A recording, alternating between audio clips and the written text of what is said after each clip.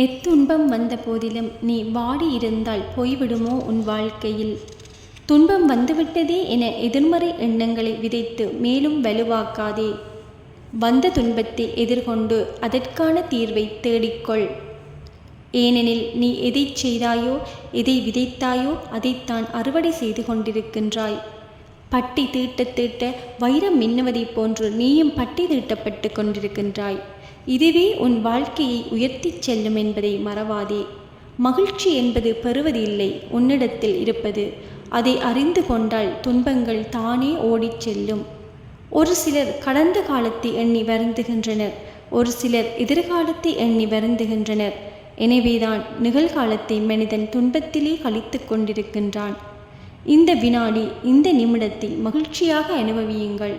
ஏனெனில் மனித வாழ்க்கை காலத்திற்கு உட்பட்டது. இறந்த காலம் என்பது உடைந்து போன பானை, அதனை ஒட்ட வைக்க முடியாது. எதிர்காலம் என்பது மதில் மேல் பூனை, அந்த வாழ்க்கை நிலையற்றது.